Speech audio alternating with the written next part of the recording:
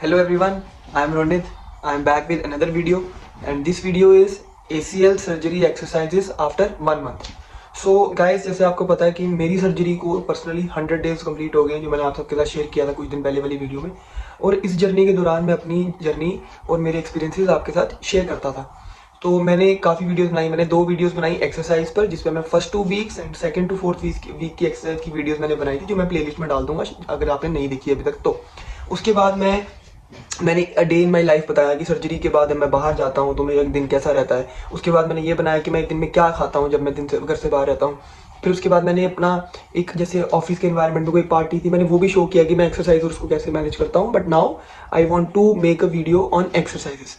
So this video will contain exercises that आपको करनी है आफ्टर 1 मंथ ऑफ सर्जरी। मतलब कि by the time you see this video और आप ये एक्सरसाइज करो, आप 3 चीजें इंश्योर करनी है आपने ये एक्सरसाइज करने से पहले। फर्स्ट, आपका ब्रेस उतर गया हो। उतर गया इन द सेंस कि डॉक्टर ने आपको बोला होगा, क्योंकि 1 मंथ के बाद भी कुछ लोग रात को सोते वक्त उसको पहनते हैं। तो उतरने से मेरा मतलब है डॉक्टर ने आपको बोला है एक्सरसाइज के टाइम आप ब्रेस उतारो। सो 1, brace should be of.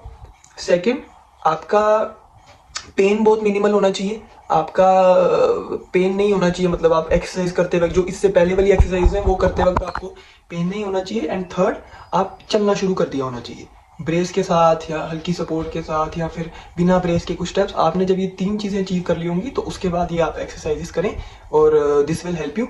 So let's get into it और एक्सरसाइज बताता हूँ आपको। Okay, so guys, first month में जो एक्सरसाइज करनी है वो बताने से पहले मैं आपको बता दूं कि 4 ऐसी एक्सरसाइज हैं जो मैं पहले वाली 2 वीडियोस में भी शेयर की है और वो अभी और आपकी जर्नी जब तक चलेगी वो आपने करनी ही करनी है। वो 4 एक्सरसाइज हैं quad set, heel slides, straight leg raises और इन तीनों को करने से पहले एंकल पंप्स, जो आपके वार्म अप के लिए होते हैं। तो इन चारों एक्सरसाइज के मैं आपको 10-10 सेकंड के शॉर्ट दिखा देता हूँ। ये आपने हर एक्सरसाइज में, हर मंथ के बाद, हर वीक के बाद आपने ये करनी ही करनी है। This is very important. ये आपकी ओवरऑल वार्म अप, नी मोबिलिटी, स्ट्रेंथ और बैलेंस को हेल्प करेंगी। बाकी एक्सरसाइज वो होती है कि जब ओवर टाइम आप एडवांस कर रहे हो अपनी नी की इंप्रूवमेंट में, तो वो आप ऐड करते जाएंगे। But these 4 should always be in your curriculum for exercises. So पहले आप ये चारों देख लो। एंकल पंप्स, अपने फीट को अपने से दूर लेकर जाना, then pulling it towards yourself, दूर फिर अपनी तरफ। इसके आपको कम से कम भी एक्सरसाइज करने से पहले 50 या 60 रेप्स करने हैं। ये आपकी नी के अंदर वाले जो फ्लूइड्स होते हैं उनको अपना क्या बोलते हैं, उनको डिस्पर्स करता है, उनको खोलता है और आपकी जो नी के जितने भी मसल्स हैं उनको चार्ज करता है। मोर लाइक कि इट सेंड्स अ सिग्नल कि अब नी में मूवमेंट होने वाली है और ये स्टिफनेस में भी काफी हेल्प करता है। तो क्वाड सेट्स जैसे आप इतने टाइम से कर रहे हो तो आप सबको पता है क्वाड सेट्स क्या होते हैं, बट जस्ट टू जिन्होंने नहीं देखा पहले, तो अपने नी के नीचे आपने टॉवल रखना है और अपने नी से, लेग से नहीं, अपने नी से उस टॉवल को प्रेस करना है, जिससे कि आपके थाई मसल है ये स्ट्रॉन्ग होंगे और इनमें वापस जो मसल ड्रॉफी होती है वो दूर हो जाएगी, यानी मसल ढीला पड़ जाता है सर्जरी के बाद। ये उसके लिए बहुत हेल्पफुल है। सबसे हेल्पफुल एक्सरसाइज ये है पूरी एसीएल सर्जरी के बाद। दिस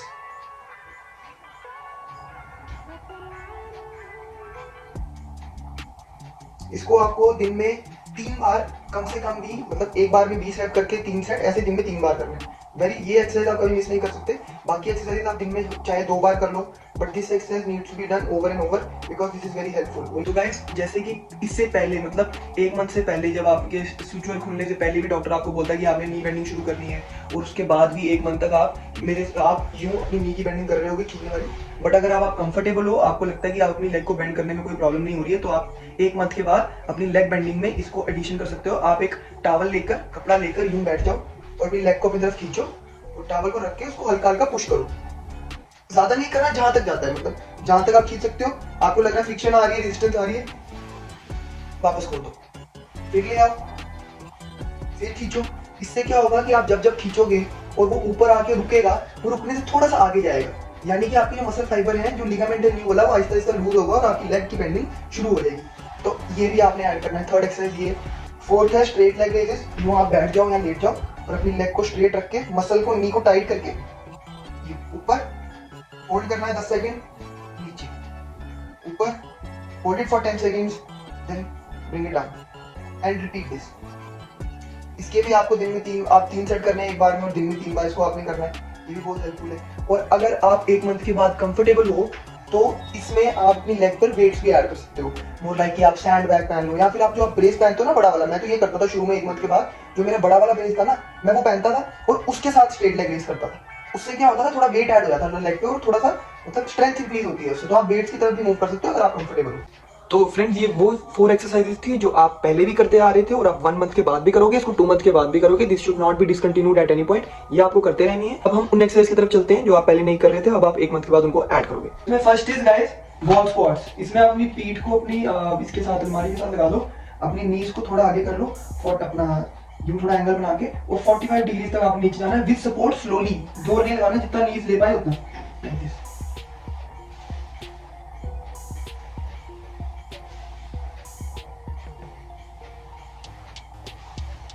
जहां तक आपका नी कंफर्टेबल होता है वहां तक जाओ। This is the first strength builder. इससे आपकी नीज की जो स्ट्रेंथ है, थाइस की नहीं, आपकी नीज जो वेट बेरिंग है उसकी, वो से ठीक होगी।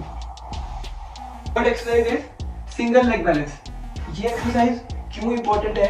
क्योंकि इस एक्सरसाइज से आपका जो बॉडी है और आपका जो माइंड है वो वापस अपनी नी को ट्रस्ट करना शुरू कर देता है। क्योंकि काफी टाइम से हम डरे होते हैं, नी बस वेट ले पाएगा नहीं। काफी लोग इसमें डरते हैं कि चलने से डर लगा है, तो नी पे वेट डालने से डर लग रहा है। तो this exercise is for those people जो वापस अपने नी को ट्रस्ट करना चाहते हैं कि वो चलने फिरने से खराब नहीं होगा। तो दिस एक्सरसाइज मैंने भी बहुत की थी। सो इसको कैसे करना है देखो। खड़े हो जाना है आपने, भले ही आप पहले किसी चीज का सपोर्ट ले लो यूं करके, और सिंगल लेग पे खड़े होना, थोड़ी देर बैलेंस बनाना है बस। और जब आपको लगे कि आपका बैलेंस ठीक बन रहा है, फिर आप थोड़ा सा थोड़ी देर बिना उसके सपोर्ट के 10-15 सेकंड खड़े हो। जब लगा नहीं खड़ा हुआ जा रहा, सपोर्ट ले लो, फिर छोड़ो, फिर सपोर्ट ले लो, यूं। And this will help you to trust your knee again. Second is side leg raises, both outward and inward. दिखाता हूं, इसमें भी लेग को होल्ड करना है, फिर नीचे जाना है। इसमें आपने यूं लेट जाना है, सर्जिकल में लेग को यहां लाकर इसको उठाना है, फिर नीचे।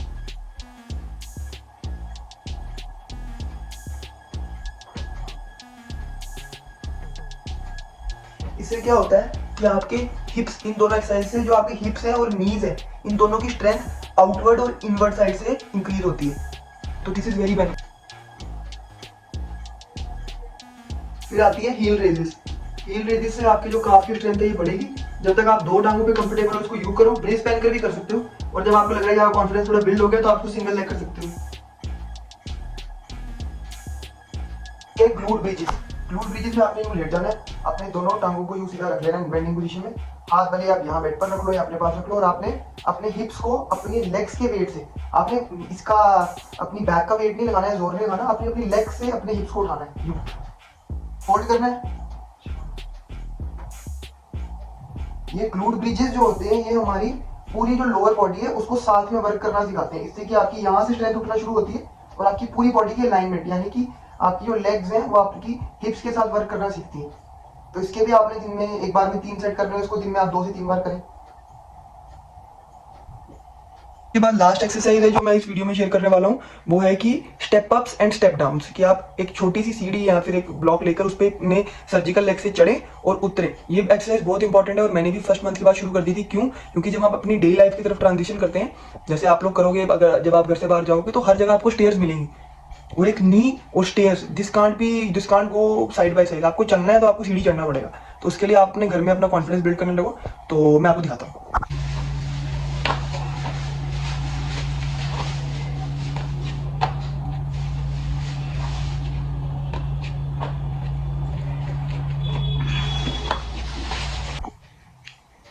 सो आई होप गाइस आपको वीडियो हेल्पफुल लगी होगी।